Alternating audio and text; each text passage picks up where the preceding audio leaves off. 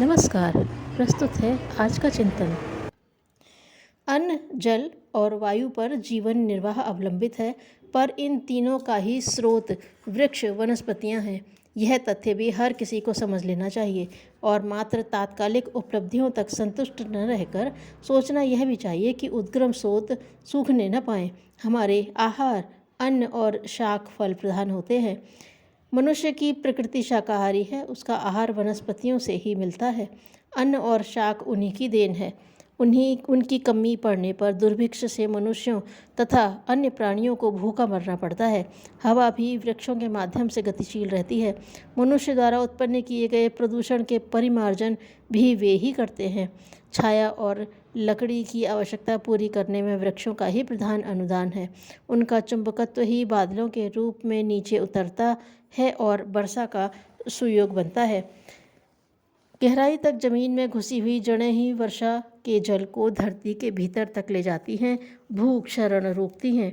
वनस्पतियों का सड़ा हुआ स्वरूप खाद ही अन्न उत्पादन का प्रधान आधार होता है। निर्वाह में अन्न, वस्त्र, आवास की प्रधानता दिखती है।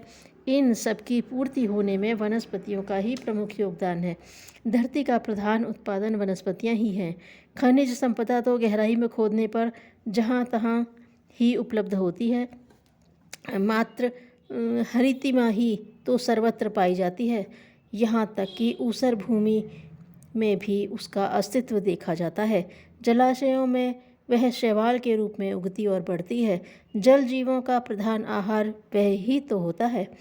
धरती को माता कहा गया है। माता अपने जीवन रस से बालकों का शरीर बनाती और स्तनपान जैसे अनुदान से उन्हें पाल पोस कर बड़ा करती है। धरती को यदि माता कहा जाए तो वनस्पतियों को उसका जीवन रस कहा जाएगा। माता का शरीर सज्जा, वस्त्र, परिधानों से आच्छादित रहती है। शरीर की धरती की शोभा भी वनस्पतियां ही हैं। वन प्रदेश में सुनसान रहते हुए भी वहाँ की जिस शोभा को देखते देखते मन नहीं अघाता, वह हरितिमा ही है। जहाँ कहीं वह नहीं रहती, वहाँ रेगिस्तान की तरह धरती की काया वसन रहित बन जाती है और वह क्षेत्र किसी भी काम में आ सकने योग्य नहीं रह जाता। जीवन धरती से ही उद्भूत होता है और मरणों उपरांत काया उसी में विलीन हो जाती है। जड़ और चेतन की मध्यवर्ती कड़ी वनस्पति ही है। उसी का विकसित और रूप प्राणियों की उत्पत्ति के रूप में दृष्टिगोचर होता है। मनुष्य भी उन्हीं का परिष्कृत रूप है। दोनों का बहिरंग भले ही भिन्न भिन्न आकार प्रकार का दिख पड़ता हो, पर वस्तुतः दोनों के बीच ऐसा अविच्छिन्न संबंध है जिसे अलग अलग करके देखना तो क्या, सोचना भी गलत है। विश्व व्यवस्था में आदान प्रदान का क्रम है। लेने पर देना भी पड़ता है। लेते तो रहा जाए, पर देने का अवसर आने पर मुंह मोड़ लिया जाए तो यह नीति अंततः अपने लिए ही अहितकर होगी। गौ माता हमें दूध, गोबर, चमड़ा, बछड़ा आदि बहुत कुछ देती है, सो ठीक, पर यदि उसे घास पानी न दिया जाए तो इसमें हानि मात्र गाय की ही नहीं, वरन पालने वाला भी घाटे में ही रहेगा और जिन उपलब्धियों से लाभान्वित होता है उनसे वंचित रह जाने की स्थिति बन जाएगी। धरती का कलेवर तो सुविस्तृत है, पर उसका चेतन कलेवर वनस्पतियों के रूप में अनुभव में आता है। प्राणी वनस्पतियों की संतान है। धरती माता सबसे बड़ी माता है, जन्मदात्री माता से भी बड़ी। जन्मदात्री तो कुछ ही समय तक छाती से लगाती और सुलाती है, पर धरती माता की गोद में तो हम आजीवन रहना और खेलना पड़ता है।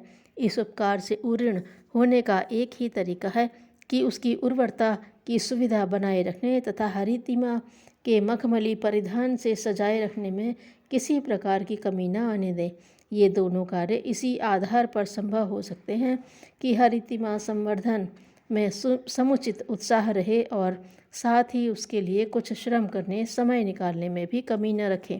हरितिमा संवर्धन का सुनियोजित क्रम बनाए रहने के लिए हर धरती पुत्र के लिए आवश्यक है कि वह हरितिमा का अनुपात अधिक बढ़ाए और उसे अधिकाधिक सुंदर बनाने का प्रयत्न करे। इसी प्रयास में उसे मनमोहक उद्यान परिकर का अपने साथ जुड़े रहने का अवसर मिलेगा। साथ ही उनके फल, फूल, बीज आदि का अनवरत रूप से लाभ मिलता रहेगा। प्राणवायु के रूप में जो जीवन शक्ति पल पल में मिलती है, उसे और भी उच्च स्तरीय बनाने के लिए यह आवश्यक है कि हर रीतिमा की उपेक्षा न करें, उसे सघनतापूर्वक अपने निकटतम रखने की बात सोचते और योजना बनाते रहें। उऋण होने की विधा अपनाना कृतज्ञता प्रदर्शन करने के लिए आवश्यक है। यह कृतज्ञता मात्र चिंतन में ही नहीं, हमारे क्रिया कृत्य में भी किसी न किसी प्रकार उतरती ही रहनी चाहिए। अन्न, वस्त्र और प्राणवायु के रूप में वनस्पतियां हमारे शरीर का पोषण करती हैं। ऐसे उपकारी वर्ग के लिए हमारा भी कर्तव्य धर्म बन जाता है कि इसके उत्पादन, अभिवर्धन, सुनियोजन के लिए अपना प्रयास, परिश्रम किसी न किसी रूप में क्रियान्वित किए ही रहे। यह कार्य किसान और माली के जिम्मे छोड़कर निश्चिंत नहीं हुआ जा सकता। यह हर कृतज्ञ मानस वाले व्यक्ति का यह कर्तव्य बनता है कि वह निजी रूप से हरितिमा संवर्धन के पुण्य प्रयास में यथासंभव कुछ न कुछ करता ही रहे। आदान प्रदान की विश्व व्यवस्था का निर्वाह इससे कम में हो नहीं सकता। व्यक्ति कहीं न कहीं रहता है, आवास के लिए भूमि घेरता ही है। छोटे पौधे उगाने भर की ही जगह हो तो भी छोटा बड़ा पुष्पोद्यान तो लगा ही सकते हैं। खिलते हुए फूल, हंसते हुए बच्चे से किसी भी प्रकार कम प्रिय नहीं लगते।